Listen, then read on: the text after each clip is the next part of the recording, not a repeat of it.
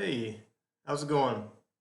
Nathan Branson here, and I wanted to talk to you today about the personal narrative. Um, this essay is different from our other essays, and sometimes I like to have it as the last essay, sort of like ice cream. You've done all the hard stuff. I mean, if you're like me, you like ice cream typically more than the actual meal. So I have all the hard stuff at first, and then we have this personal narrative as the last assignment. Maybe you're writing this at the beginning of the semester. Either way, a personal narrative is different from the 5 paragraph essays we've been writing so far in this class. um, so I want to go over a couple of tips about writing this essay. And a couple of first ones I'm going to talk about are the fact that a personal narrative is about your life, so you can write it. You're writing it from the first person. So I'm really strict about not having first person in the other essays. You're writing it from the third person. Um, the other essays in the class, if you've written other essays in the class, typically like a persuasive essay, a comparison essay, process essay, cause and effect essay, those are typically almost like journalism. And you are focused on a theme. In this essay, you're going to be focused on an event. So something that happened to you in the past. So it might have been um, something really everyday, something every day. When I say every day, I mean something somewhat normal, or it might be something really scary or exciting or thrilling. So it's up to you to choose which one you want to do. Um, and I don't think there's like, I always encourage students not to try to put too much pressure on themselves if they don't feel like they have this thrilling, shocking story or impressive story is probably the better word. So, um, so you're going to tell a story about your life, okay? And it's going to be in first person. And there's not a thesis in this essay. There's no thesis, and there's mostly 5 elements that I'm going to go over in this video. And it needs to be 4 pages long, and it needs to happen since it's an event. It needs to happen in a over a 2-day period. The more focused the event, the better. Okay, so in other words, you want to have a scene and a place that it sort of encapsulate the majority of the story. At least half happen in about the 24 to 48 hours. Now, you might have a hard time setting something up like that, but you want to set the reader in a particular place and time. Otherwise, it might be hard to follow. And I say that just because um, anytime you watch a movie, you're going to be set in a place and time, and you're watching something happen. You're watching people do something. When you and that gives the reader comfort in knowing where they're at. If you watch the movie Lord of the Rings, you start the movie off in the Shire. If you watch The Office, you're watching um, literally within the office. Okay, so these popular movies always have a place that establishes themselves. So it also needs to be happening in a place and within an event, so we can see what happened to you. And sometimes this can be a problem because if I want to tell a story about playing football in high school, and I just kind of give you little glimpses and pieces of different moments from my high school career, you're like, well, I kind of see what happened during that time when you played high school football, but I don't fully get it because you're kind of jumping all over the place. So the part of the essay when I say it needs to be within a 48-hour period, I want you to be in a certain event. Okay. So again, no thesis, 5 parts, and I want to go over those 5 parts. So the 5 parts right here, you have context, conflict, struggle, resolution, and reflection. The 3 parts that are essential are context, conflict, and struggle. Okay, so context is where are you? We already mentioned that with the office. Conflict is something goes wrong and you need to fix it, or the character needs to fix it, and the struggle is the moment of overcoming that particular conflict or problem. Okay. Then you have the resolution. You'll see if it resolves, if the problem is solved. Basically, that's what resolution is. Or if the character gets what they want. The reflection is, what does it mean? Okay, so those last 2 are optional. Not all stories have a resolution. Not all characters get what they want, but something does happen. So these are the 5 parts of the personal narrative that's on the rubric that you'll be graded on. Okay. Now, let's talk about characterization a little bit. Okay, so if you're doing the context, the part of context, the first step is the first step. Okay, some people are able to do conflict all at the beginning, but don't overthink this. Let's just think about where you're at.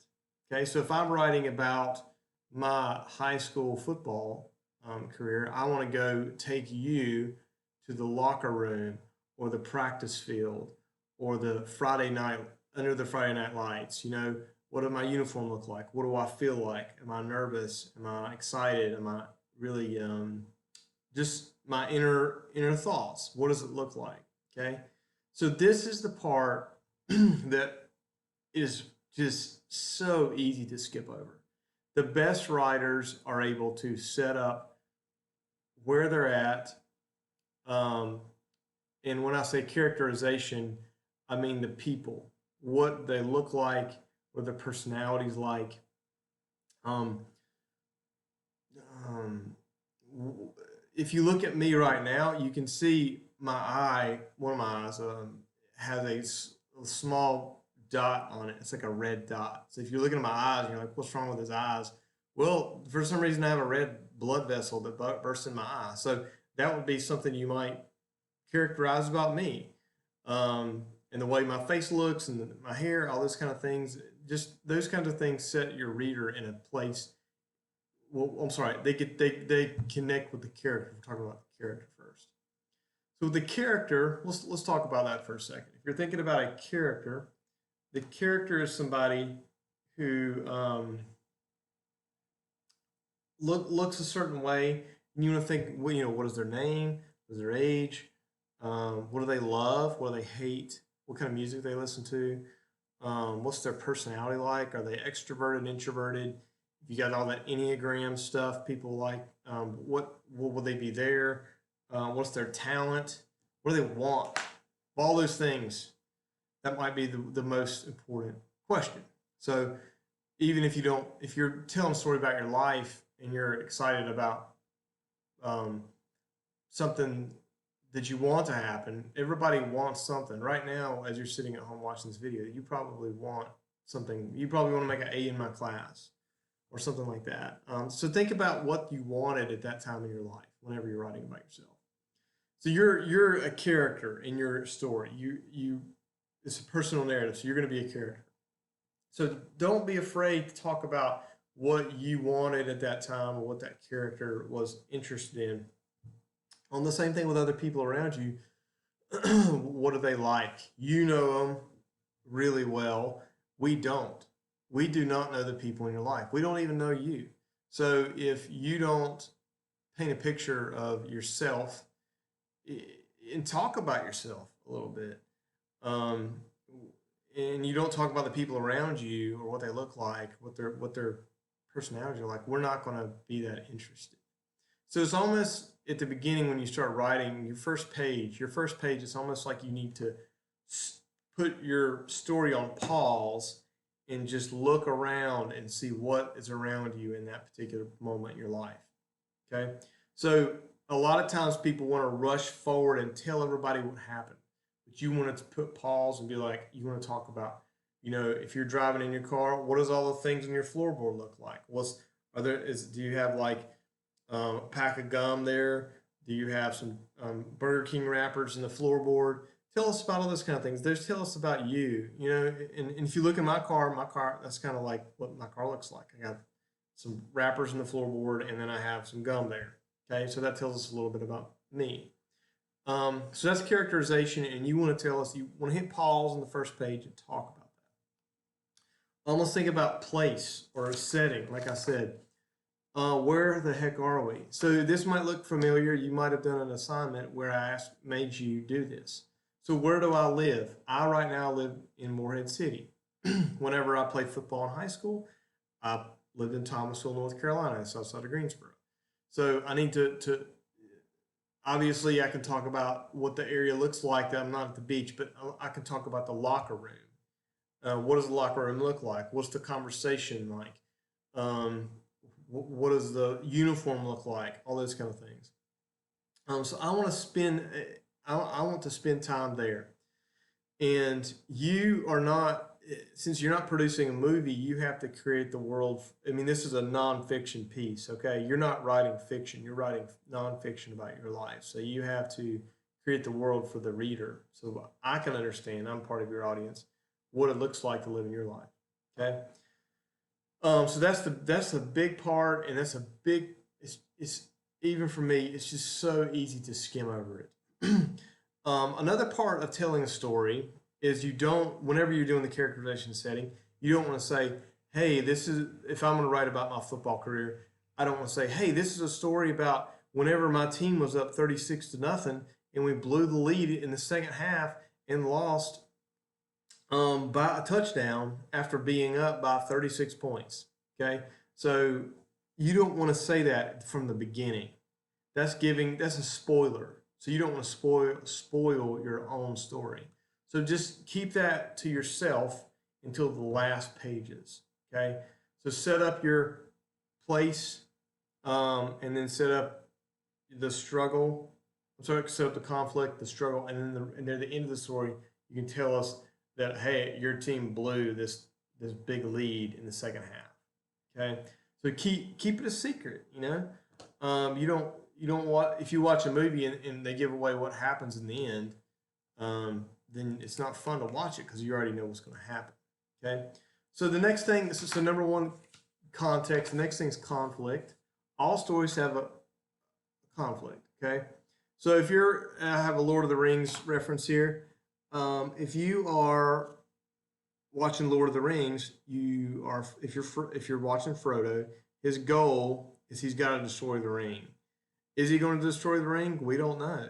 But we're going to watch a long movie and then two more long movies to see if he destroys the ring. Okay? So the conflict, that's the problem. And in the moment, Frodo doesn't know if he can make it. He doesn't know if he can get there. Okay? The conflict is if you started Lord of the Rings and Frodo's in the Shire and he's got the ring and they're like, oh, we have to destroy the ring, and then all of a sudden some like jet plane comes by, picks up Frodo, takes him to Mordor, throws it in there, and then the movie's done. It's not interesting. So people like conflict. So for you, when you are writing your story, don't think about what you're trying to overcome, what you want. So if it is we'll say if it's a story at work, it might just be an awkward situation, or you're just trying to get through this awkward situation. In one of the example essays I gave you, or I give almost every class as a student wrote about working at a prison, and she talks about how she it's her first day of work there, and she's nervous, and it's just mostly about her being nervous about trying to fit in as a employee or a prison worker. She works at the prison. Okay, so the conflict might just be your own awkwardness and your own struggle just to get through the day. So it doesn't have to be this gigantic, huge battle. It can be just something really simple like that. As long as it's one, one focus on one event, one day, or over like a 2 day period, something like that. So then the struggle comes. Okay. So this is when you're trying to overcome your conflict. Conflict might come early in the story. Struggle might come early in the story. And struggle is just a point in the story when, you might, again, slow down a little bit and talk about how your particular character has to overcome their particular struggle.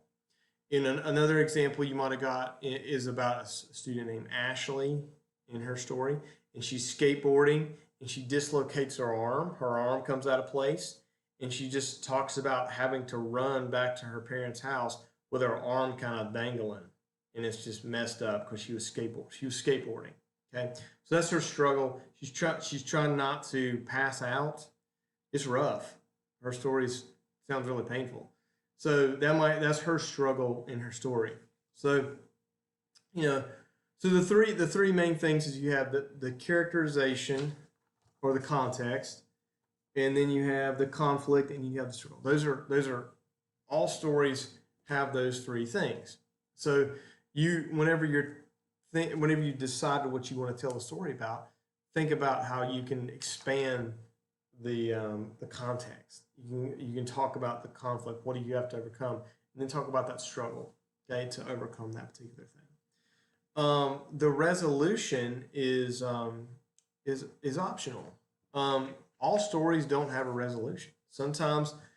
We um, sometimes we don't hear about something hard might happen. If you talk, maybe let's say if you talk about somebody in your family dying, now that might really resonate with that might be something that you want to talk about. There's not really a resolution there. Um, there might not be. Maybe there is. Maybe you something good happens to redeem the situation. But a lot of times, that's just a traumatic experience that you had to experience. And I've had students write about really traumatic things that's happened to them, and they don't have a resolution. They don't have some ending where they're like, "Oh, now it all makes sense to me why this bad thing happened to me," and that's okay if you want to write about that. so, um, so there's that option. Let's say that's so you don't have a resolution, but you have a reflection. So a reflection is like saying, "Hey, and this bad thing that happened to me has kind of shaped who I am." And then you have a reflection explaining. It's almost like a conclusion to say, "This is what I think this means. This is why I told the story." And you do want to you want to think about how you can have those reflections in there in your story. They don't have to be at the end. They can be in the middle and say, "This is what this meant to me," or this is basically reflection is basically like, "This is why I'm telling you this story. This is why I'm sharing this today about this bad thing that happened to me." Um, so that can be a reason you can do that. Now, a resolution would be something like, it's something if you watch um, somehow a question is answered, problem is solved, something like that. That's what the resolution is. So if you're in this piece of paper, you might have seen it. Frodo throws the ring in the fire. I don't want to spoil Lord of the Rings for you, but Frodo does throw the ring in the fire, which is the main purpose of his quest. So for you, you might be telling a story about working at, I don't know, a job or something like that. So you can think about a time in your life when you had to overcome something, and maybe you overcame it, and you won the game, or you fell in love, or you got a first date. Maybe you didn't marry the person, but maybe you got the date.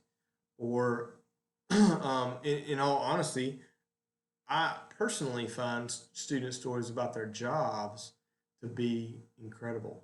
I have a lot of students write about their jobs, and it's a lot of times more interesting than maybe like a love story or trying to impress us about with some crazy thing that happened. So don't undermine your own stories about your life and just your job.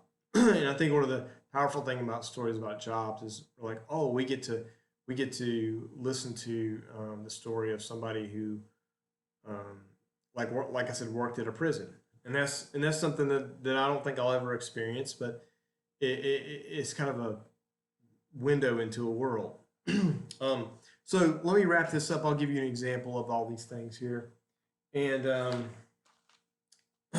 well, if I'm going to tell a story, okay, when I was in college. This is an awkward story about my life. When I was in college, I went to UNCW, took English class. I went to class on the first day, and it was normal. I go to church on Sunday, and this girl comes up to me. She's got a nose ring, and she's pretty, and she says, "Hey," and she's like, "You're in my English class." I was like, "Oh, hey, I didn't recognize. I didn't. Cool. Okay, we go to the same church. It's great." Um, Pretty girl with a nose ring wants to talk to me. Awesome. So I'm like, well, I'm going to talk to this girl in class. So that's my setting. Okay, so my setting is the classroom, the UNCW campus. So if I was going to tell this story, I really want to talk about what I look like, what my personality was like. I already told you a little bit about the character named Lindsay. This is a true story, and her as a person. Okay, now um, the next thing is the conflict. So I go to class on the next Tuesday, and when I go to class, I'm like, I want to talk to this girl after class.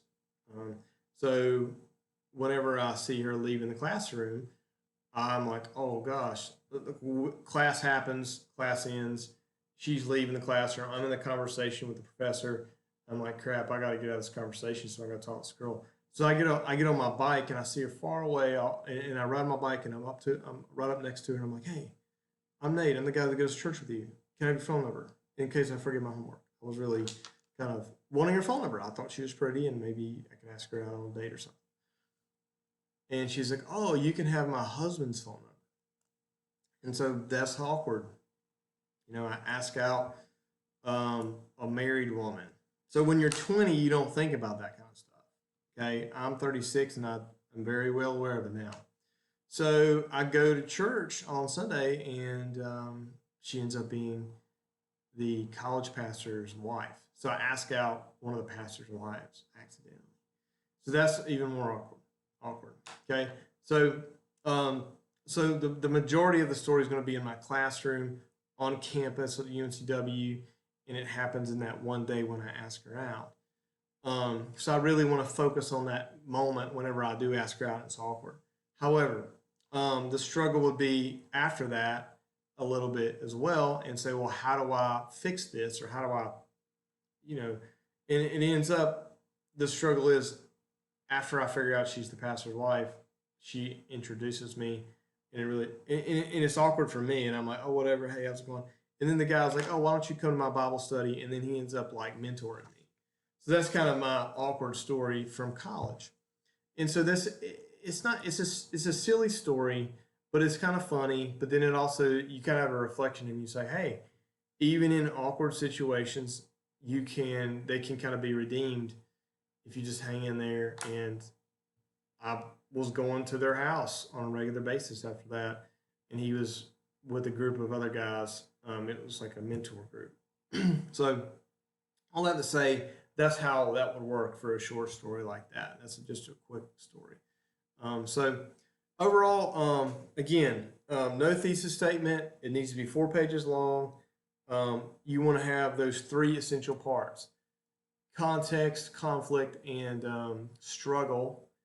And if you have any questions about that, please email me.